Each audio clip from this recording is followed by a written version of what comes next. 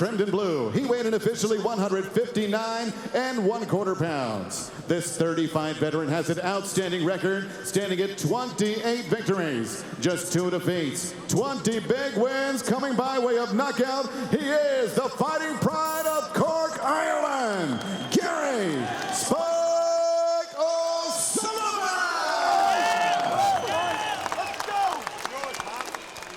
And across the ring stands his opponent, fighting out of the red corner. Wearing black, he weighed 160 pounds even. In 43 professional fights, his record 39 victories, including 33 big wins coming by way of knockout, with 4 defeats from Montreal, Quebec, Canada. Ladies and gentlemen, here is the former IBF middleweight champion of the world, David Lemieux!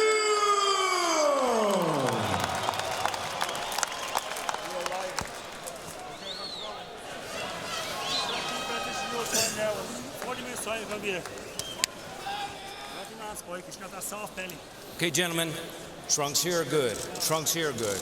We went over the rules in the dressing room. I want to remind you, protect yourself at all times. Obey my commands at all times. God bless you both. Touch up. Russell Mora, the third man in the ring. We're ready. 12 rounds of action in the middleweight division. David Lemieux, that's the man from Montreal, Quebec, Canada. Former IBF champion at 160 pounds.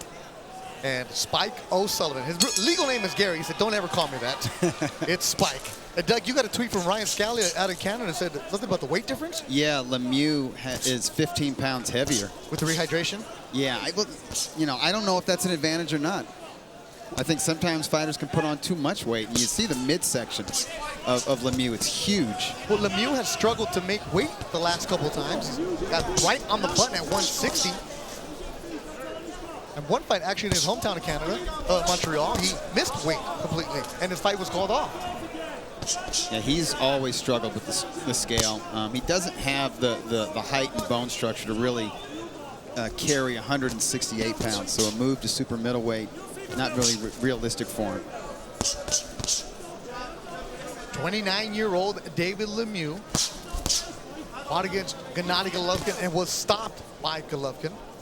Gary O'Sullivan, if you look at the ledger of who he's gone up against, you're going to say who. And no knock against those fighters, but this is a major step up in competition for Spike O'Sullivan tonight. That's true. In previous years, when he stepped up to contender or fringe contender status, he lost. He lost to Billy Joe Saunders early in both men's career, and he also lost to Chris Eubank Jr. by stoppage. I don't think he was down against Eubank Jr., but his face was busted up. The victories is where you say, like his last fight. Now Lemieux, more wear and tear. He's got 43 pro bouts compared to O'Sullivan's 30 pro bouts, but better experience, and he's got some notable victories like against Curtis Stevens, that was knockout of the year, and the 12-round IBF title-winning victory against Hassan Indam. You and I were there in Montreal a few years back. And that was a fight where he dropped Indam 4 times in an impressive fashion. A lot of credit to Hassan Indam, the heart that he showed to get back up that evening.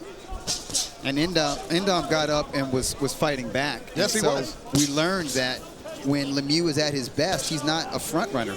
He can fight the 12-round distance against a quality opponent. And when he fought Curtis Stevens, that was the last opponent that Stevens was talking trash, and they didn't like each other.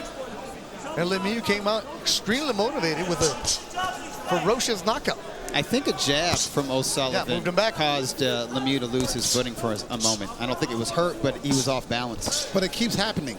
I've noticed it on several occasions. It keeps doing it. So could that be part of his plan? And down goes O'Sullivan. Maybe for the first time of his pro career. He's hurt. And it is over. Oh my goodness. Russell Mora has stopped it in the first. Wow. And Spike O'Sullivan has no idea where he's at. David Lemieux said, I'm going to make him pay for talking trash about me. And he stops O'Sullivan in the first. O'Sullivan looks lost. He's not complaining. No, that's okay, Spike. He looks spaced out. That's what happens when you got that kind of punching power. Lemieux has tremendous punching power. That's a gift that he has. Only problem that he has is delivering it. Sometimes he can't deliver it. But when it lands, we get sensational, spectacular results. And like I said before the fight, guys, this was a must-win fight for Lemieux. If Lemieux didn't win this fight, or if Lemieux looked like crap going 10 rounds in this fight, his status as a middleweight contender would have been lost. Doug, what do you call it? The one-hitter quitter? That was a one-hitter quitter. Oh, my goodness. And against a guy who's known for being able to take a good punch. Look at the replay. Then we take a look at the action of Lemieux. Look at that left hook. Pretty good. I mean, he's got a great left hook.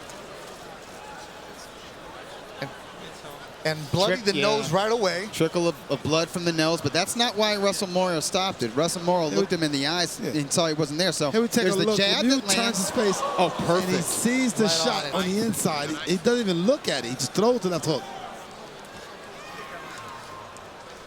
That left hook landed simultaneously as Spike's jab touched the chin. You know, right there. As soon as he felt that jab land, he uncorked that left hook. Well, you know the one thing say, down. right? The way to beat a hook is with a hook. The way to beat the right hand to the right hand. So it's almost the same punch as the counter of the counter. So he was throwing a jab somewhat, and Lemieux threw a hook. And his hook got there equally. You know what, Kevin? It's almost like O'Sullivan measured himself for that, to eat that left hook. He put the stiff left out on him. The sportsmanship between the two. There's a lot of trash talking back and forth, but they do hug. Even the camps were involved in a lot of the trash talking, but the respect factor. It's the gentleman's sport too. This is boxing. Understand, when you threaten my livelihood, I got to challenge you. The official time, 2 minutes, 44 seconds, round number 1. Referee Russell Mora puts a halt to the bout. Your winner by KO, David Lemieux.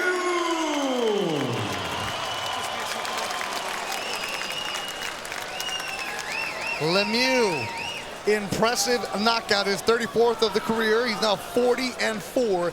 Spike O'Sullivan, a lot of talking, and it wasn't that Spike didn't believe in himself.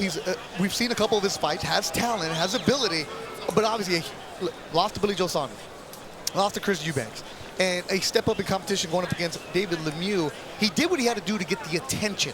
But we talked about it all week long that, hey, this could possibly steal the attention, steal the fight of the night. But Kevin, when you talk all the talk, you better walk that walk. And tonight, it was David Lemieux who did the talking. Yeah, David Lemieux was looking to knock him out anyway. That's what he does. His only promise in the ring is that he's going to try to knock you out. So there's no real technical strategy to his knockouts. It's just when he lands. He's very dangerous. He's a pure puncher, and there's always room for pure punchers in the sport of boxing. They create excitement. George they draw Foreman. crowds. Oh, yeah. Okay. People Mike love Tyson, the knockouts. Julian Jackson. Good God, can you Tremendous punch? punches. David, you came in, you rehydrated up to almost 180 pounds. Was that 179? Was that intentional? Did you want to come in with a weight advantage? No, I always rehydrate to 179, 178 when I'm at my tops. I'm a heavy middleweight, but I felt great. I'm in superb shape. I always give you guys a great knockout, a great fight. So I hope you're all happy.